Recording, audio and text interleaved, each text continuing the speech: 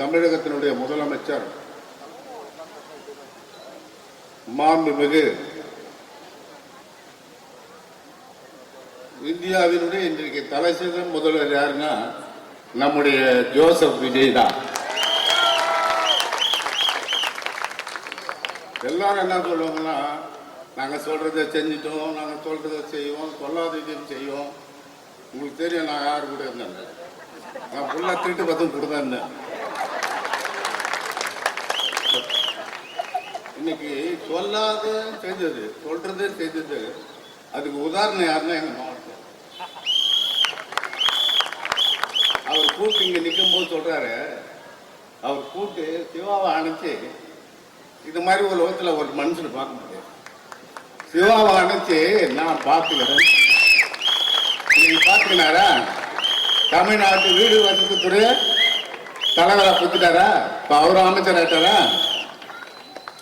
அதான் சொல்றதை செய்யறது ஒரே தலைவர் நம்முடைய தலைவர் தான். அதே மாதிரி நம்முடைய நிதி அமைச்சர் அன்பு சகோதரர் மரியமிச்சன், நாங்களாம் படிச்சுக்கிட்டாரு, அவருக்கு ஒன்றும் சரியா நிதி அமைச்சர்லாம் ஒன்றும் தெரியாது.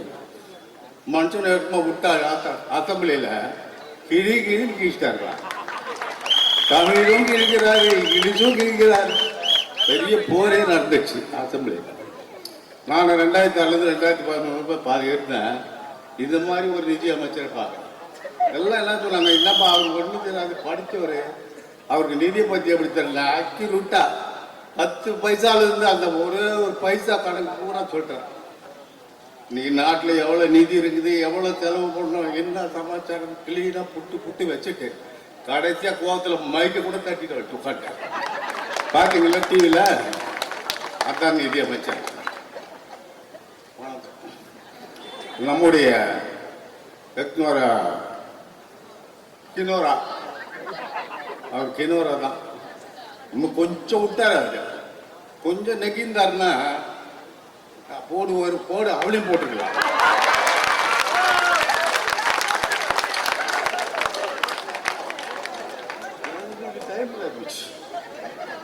ஒரு 2 நாள் நான் உள்ள போய் வச்சுக்கிறேன்.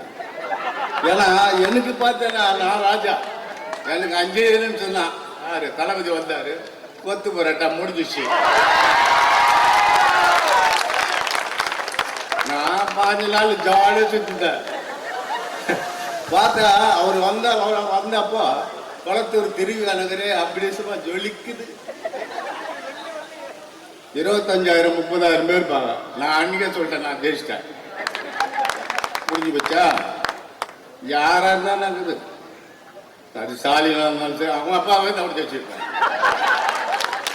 அவங்கள பற்றி எனக்கு நல்லா தெரியும், உங்களுக்கு தெரியும். அதே மாதிரி அந்த எடப்பாடி பற்றி எனக்கு தெரியும்.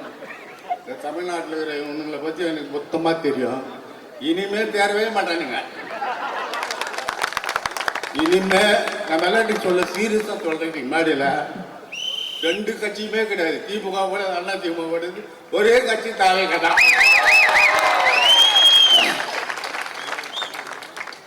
நூறு நாள் சாதனை ரொம்ப அறியாத சிவா எவ்வளவு பேர் உட்கார வச்சுக்கோங்க. நாங்கள் ஒரு 100 நாள் சாதனை ஒரு 100 பேருக்கு மிஷின் கொடுப்பான்னு பார்த்தா ஊரையே பற்றி தொலைகிரியை பற்றி வச்சுக்கலாம். அதான் தாவேகா, அதான் நம்முடைய விஜய். எல்லாம் சொல்றாங்க பேசாம இருந்தாலும், அவர் பேசாம இருந்தாலும் பேச மாட்டார், பேசுனா ஓடி போயிடுறாங்க. என்ன பண்ணுங்க, அவரு பேசாத இருந்தாலும் பேச மாட்டாங்க, பேசுனா ஓடி போயிட்டாங்க. எனக்கு தெரிஞ்சுனா அவருக்கே ஒண்ணு தெரியாது. இப்ப வந்து எதிர்கட்சி பூஜ்ஜம் ஒண்ணுமே தெரியாது. அது என்னதான் பண்ணும்போது தெரியல. 5 வருஷத்துல என்ன கேட்டா அது ராஜினாமா பண்ணிட்டு போயிடலாம். என்னத்த பேசுறது, அதுவும் ஓடி போகுது. இந்த மாதிரி நிதி அமைச்சர் இருந்தாரு வச்சுக்க, இது அதே மாதிரி நம்முடைய தம்பி இப்ப கடைசியா கிழிக்கு போறாரு, லயானமணி கடைசியா கிழிக்கு போறாரு. அவருடைய ஒரு ஏழ்மையான ஆளு, அவரை தமிழ் பாடன்னு ஒரு தலைவனா போடுறாரு.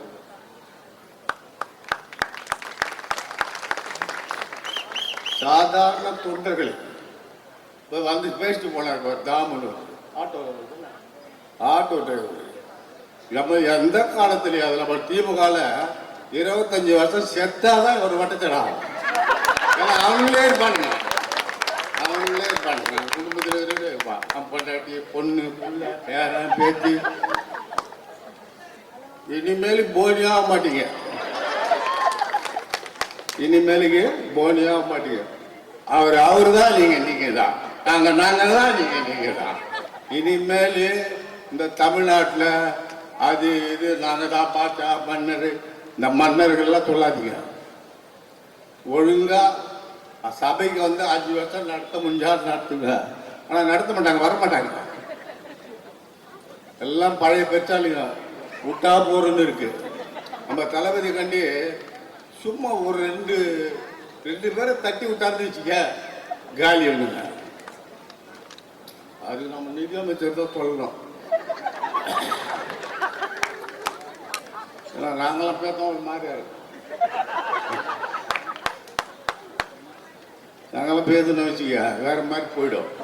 அதனால அவங்கள பத்தி, ஸ்டாலினை பத்தியோ, எடப்பாடி பழனிசாமி பத்தியோ, திமுக இருக்கிற அத்தனை அமைச்சர்கள் பத்தியோ, முன்னாள் அமைச்சர்கள், இனிமேல் அமைச்சராக போறதுல எம்எல்ஏவா போகுது. அடுத்த வாட்டி அவரே போறது, நீ மட்டும் எழுதி வச்சுக்க. ஒரே ஒருத்தர் ஒரு எம்எல்ஏ ஆனாலும் நான் ஒரு பக்கம் மீஸ் எடுத்து மீஸ் எடுத்து உங்க பெரம்பூர் வந்து நிக்கிறேன், ஆக மாட்டாங்க. ஒரு சாதாரண ஒரு மாவட்ட செயலாளர், ஒரு சாதாரண ஒரு மாவட்ட செயலாளர் கூட்டுன்னு வந்து இந்த நன்மை வச்சிருக்காங்க. போலீஸ் பத்தி சொன்னாங்க, ஒரு பைசா கூட நல்லா வாங்கக்கூடாது. நான் சத்தியமா இது வரைக்கும் யார்கிட்ட ஒரு டீ குடிக்கல. கட்சிக்காரங்கிட்ட டீ வாங்கிட்டாங்க, கிளம்பு. அவன் வாங்கி போயிட்டு நான் 5 ரூபா டீ வாங்கி கொடுத்துருக்கேன். புரியுதா? நான் அவனை காசு கொடுத்துருக்கேன், கிளம்பு.